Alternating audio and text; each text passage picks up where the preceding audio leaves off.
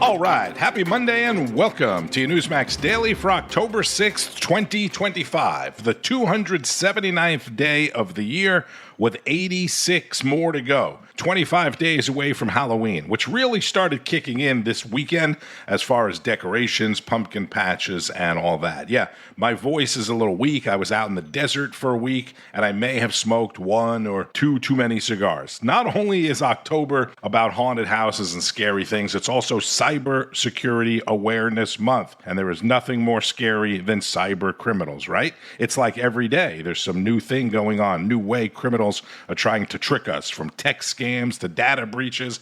It's getting more and more difficult to keep up. That's why I am really excited about a new partnership with Webroot Total Protection.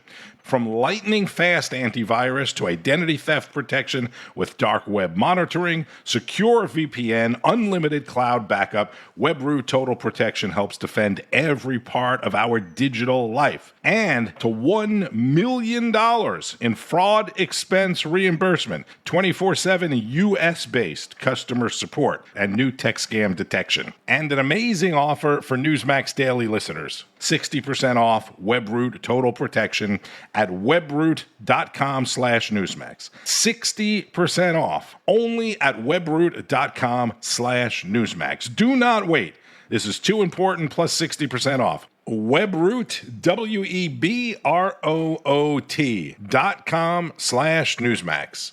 And in the headlines, it's day 6 of the government shutdown. National Guard troops are now in Chicago and Portland, Oregon. U.S. officials are meeting with Israel and Hamas in Egypt today after Hamas agreed to most of President Trump's provisions for a Gaza ceasefire with Israel. President Trump is planning a big aid package to U.S. soybean farmers to help survive China's boycott of American beans over his trade war. And President Trump spoke to the U.S. Navy in Virginia yesterday, celebrating the Navy's 250th birthday. God bless the United States Navy.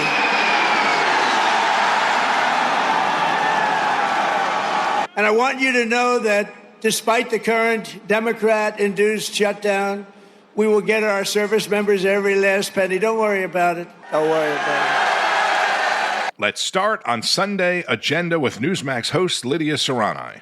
The Schumer shutdown rolls on after the Republican bill to reopen the government failed to get the 60 votes needed. Speaker Mike Johnson once again laying it out for the American people that the major sticking point of the Democrats shutting down the government is free health care for illegals. These are all the various provisions in the chart over here. Those are listed in millions. So you see the final total there, $192.8 billion of your hard-earned taxpayer dollars that Chuck Schumer and the Democrats want to give back to illegal aliens. That's a fact. It certainly is. But do you really think Schumer is doing all of this so illegals can have free health care? After all, here's what he said about illegals back in 1996. Over where we go, people say, well, why can't you stop illegal immigrants or others from coming here? And the number one answer we give our constituents is when they come here, they can get jobs, get benefits against the law because of fraud. He sounds familiar, right? He even used the I word illegal. And guys, that is not AI. I know it's really hard to believe that those words came out of Schumer's mouth, because here's what he now says about illegal aliens. The only way we're going to have a great future in America is if we welcome and embrace immigrants, the dreamers, and all of them, because our ultimate goal is to help the dreamers, but get a path to citizenship for all 11 million or however many undocumented there are here. Schumer, he doesn't suddenly care about illegals. Schumer has always only cared about Chuck Schumer. Lidia Curanaj on Sunday Agenda. Republican Senator John Curtis of Utah, who has in the past played a sort of pivotal role in shutdowns, spoke about it with our Tom Basile on America Right Now. In 2019, you were in the House. You introduced the Government Shutdown Prevention Act and the No Work, No Pay Act. It didn't go anywhere, but there were certainly very good ideas. But, Senator, talk to us about how we got here this time around.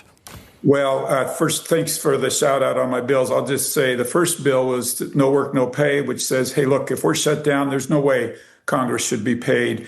And myself and a lot of my colleagues actually submit a letter to the clerk and say, please withhold our pay, but not all of them. And I think that's really important. The second bill actually changes the way we appropriate. And as you know, this Budget Act went into place in 1974. We've actually done our appropriations on time 4 times since 1974. It's clearly a broken system. People say you should just stay there and work harder. Well, you can work as hard as you want, and if the system's broken, you're still not going to get it done. Well, one of the biggest problems with the system, of course, Senator, is that Washington does far more than it was ever expected to do, and so it's hard to get everybody to come together and to try to put these budgets together. Senator, I want to play for you Democrat leader Chuck Schumer. This is a few years back, talking about government shutdowns. Watch. Right.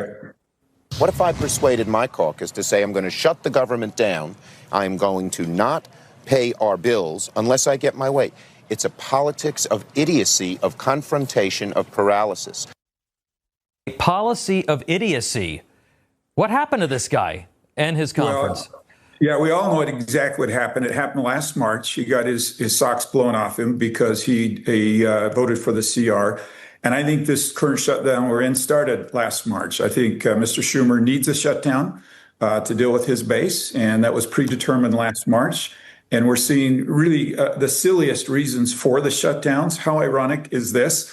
They're demanding that we shut the government down so that we can demand that we use the government more. The longer this goes on, it could cost the economy, though. The economy up to about $7 billion a week in lost revenue.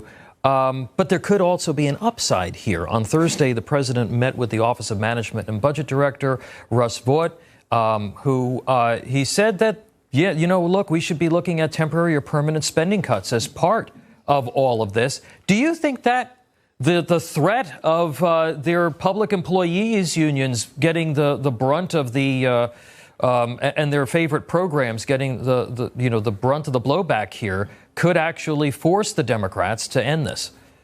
Well, I'm surprised the Democrats didn't factor this into their calculus, but Chuck Schumer did last March. He mentioned he did not want to see a shutdown under President Trump.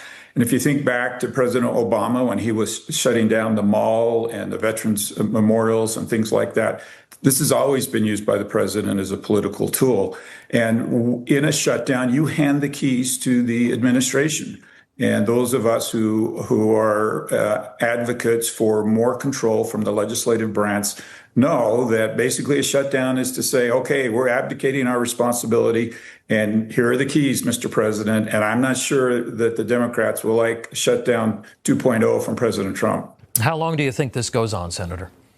Well, I've sadly been part of a lot of these. There is no momentum right now towards it ending, if that makes sense. So that changes quickly. That could change quickly. My guess is we're well into next week before people start having serious conversations. I hope we can resolve it quickly, but I think people ought to buckle up and expect this one to be a little bit longer. Buckle up, because this shutdown could be a little longer than others. Again, that's Utah Republican John Curtis with Tom Basile, who also asked the senator about the possible ceasefire in Gaza ahead of today's talks in Egypt. Senator, just pivoting back to the October 7th commemoration next week and the news that Hamas has agreed to some of President Trump's Gaza peace plan. Your reaction to those reports, and how do you handicap this at this point?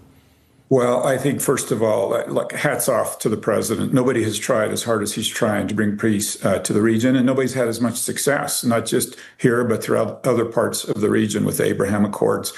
So personally, I want to give the president a little bit of space and realize the degree of difficulty is off the charts. So he's not going to get this perfect the first time, and it's going to take a little bit. But I'm just grateful that he's pushing so hard and that he's made this such a high priority. Senator John Curtis of the great state of Utah. Thank you, sir. We appreciate you being here. Tomorrow, October the 7th, is the 2-year anniversary of the attack on Israel that killed nearly 1,200 people, which a lot of people seem to forget, including more than 700 civilians, many of whom were children, teenagers, young adults, women. Tom Basile also talked about the left's rising anti-Semitism. A radical Islamist, socialist, anti-Semite may be the next mayor of the largest city in America. Democrat elected officials are openly supporting Hamas or ignoring outright anti-Semitism today. They never would have done that 2 years ago. The president must continue to root out anti-Semitism and the pro-Islamist movement on college campuses. People in our public discourse must have the courage to acknowledge that the Democratic Party is this alliance's preferred political vehicle to advance its ideology here in the United States. 2 years on from October 7th, the broader war is clearer than ever before, and it's raging. Both the Marxists and the Islamists can only be stopped by a reassertion of the moral clarity that once defined the free world. Among those principles, free speech, peaceful debate, religious liberty, property rights, gender and racial equality, guided all by biblical and constitutional principles. We remember the dead of October 7th, to be sure, and we pray for their souls and for the hostages. But the battles being waged by this alliance affect all free nations and all free people. And regardless of what happens to Gaza, this fight for our way of life is far from over. Tom Basile is the host of America Right Now, Saturday mornings, 9 Eastern on Newsmax. The other big story, as I mentioned back at the open, was the arrival of National Guard troops from California into Portland, Oregon. This is Oregon Democrat Governor Tina Kotek. We cannot normalize the approach he is taking with the military in our own country. It's unwarranted, it is unlawful, it is un-American. It's actually all of those things. And California Governor Gavin Newsom wasn't too happy about it either. Newsmax host Rita Cosby spoke about what's happening in Portland and the arrest of independent journalist Nick Sorter. This is former New York City Mayor Rudy Giuliani, who says Antifa is running the city. Rudy, boy, oh boy, can you believe what's going on in Portland? It is extraordinary. The fact that you have officials, you have the mayor of Portland coming out and saying nothing to see here. It reminds me so much of the, quote, summer of love, Rudy. Remember when I think it was on CNN or MSNBC where the building's burning, the police station in the background, and you got the reporter saying everything's peaceful. That's what's going on, it looks like, in Portland now. I shouldn't laugh. There's nothing to laugh about, but it is so ironic that it never changed. And of course, except for a few people like poor Nick Sorter, who got himself arrested for doing nothing. And Rita, it sounds like a set-up arrest. I hate to say this, by the police department.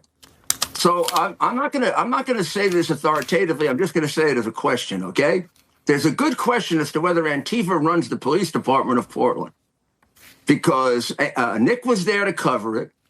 Nick is one of the people who went undercover in Antifa, along with Andy No and our friend Cara Castronova. Met a couple of people went undercover in Antifa. I know about 10 others. They run Portland. But when I said organized crime runs a place, except for Al Capone, no one's ever run a police department.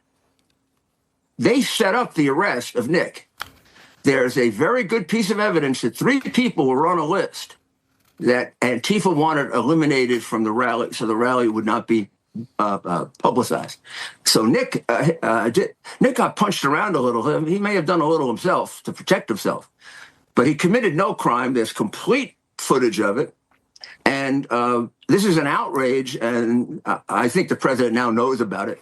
Nick is one of his strongest supporters and just a great guy. But it's terrible there. I don't think this has changed since the pandemic. In other words, this has been 4 years of an American city that has seceded from the United States. They have their own form of government. They don't recognize our laws. I'm not even sure they use our flag that much. And they've been attacking the ICE building for 100 straight days. and gotten very little coverage until people like Nick and a few others went there. A couple of them got beaten up really badly. We can't tolerate this. Now, if Curtis Sliwa wants to put out an ad, he should put this out and say, "This is where Mondami is taking you." Right. You do not want this to come to New York. That's our next step. Right. New York. No, that's a very powerful point, because you're right. Because, of course, Mondani has been very sympathetic to many of the protesters. He's also told the police to stand down. Zohran Mamdani, a radical Islamist self-proclaimed socialist, is the frontrunner in the New York City mayoral campaign, also mentioned in the previous segment with Tom Basile. Last week, the current mayor, Eric Adams, who would be the incumbent, dropped out of the race. Disgraced former New York governor Andrew Cuomo is still in the race. And Curtis Sliwa, the founder of the Guardian Angels and long-time New York City radio host, who Rudy mentioned there, is the lone Republican in the race and lost to Eric Adams in the previous mayoral race. If you live in New York or around New York, you must support Curtis Sliwa. Even if you don't like Curtis Sliwa, because he's had his issues, there are people that don't like him. But you have to look at what is at stake here. And speaking of New York City, if you missed the debut of the new Saturday Night Live, and I know you did, singer Bad Bunny was the musical guest and the host of the show, and he made it clear to his detractors, which there are many, that he will be singing in Spanish at the Super Bowl. And you should start learning the language so you know what he's saying during the Super Bowl halftime. Let's go back to Friday night's edition of Greg Kelly Reports. I do not like Bad Bunny Rabbit. Very bad guy. I mean, he's not unifying, right? Charlie Brown we could get behind. We can't get behind Bad Bunny Rabbit. Look at what the Bad Bunny Rabbit stands for. All right, he supported Black Lives Matter. Now that we know that Black Lives Matter was a total scam, I think that, maybe somebody else should be picked. He called President Trump a racist, El Presidente del Racismo, whatever. Kamala Harris, a vocal supporter. I guess that's okay. You can support somebody, but refused to perform in the U.S. because of ICE. Said horrible things about ICE, Immigration's Customs Enforcement. What a rotten pick, huh? Check him out. He just, I don't think he's inappropriate for all audiences, okay?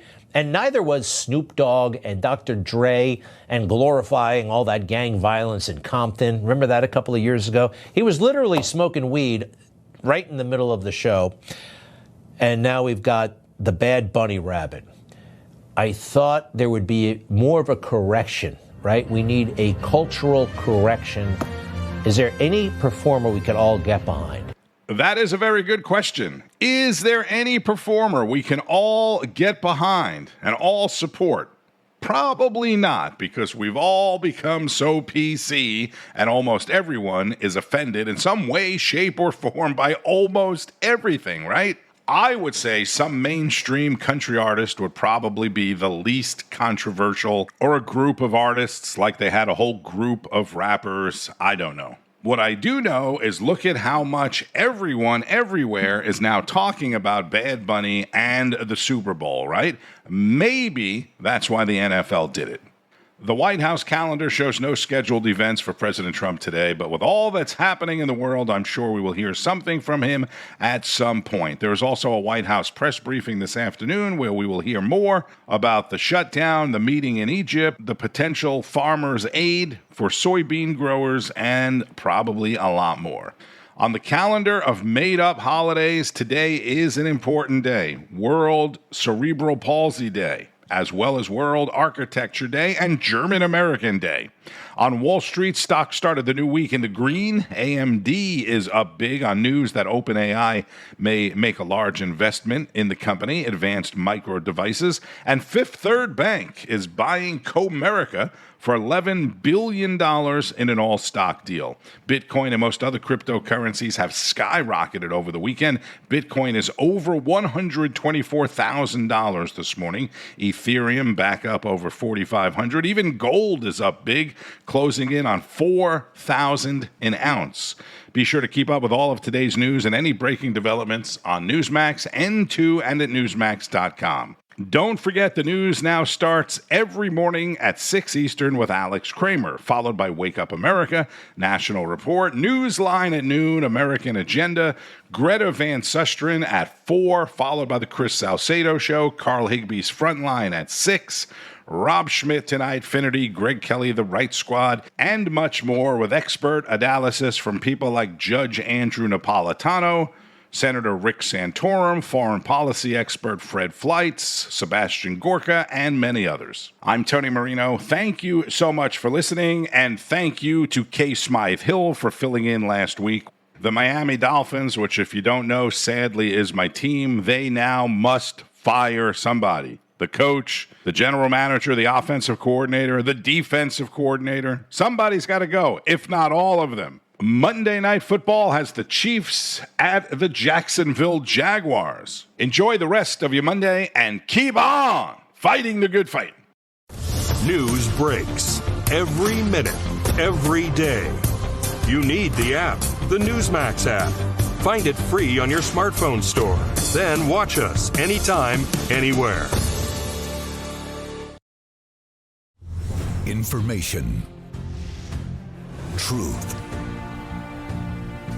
is freedom. Is Newsmax. It's real news for real people.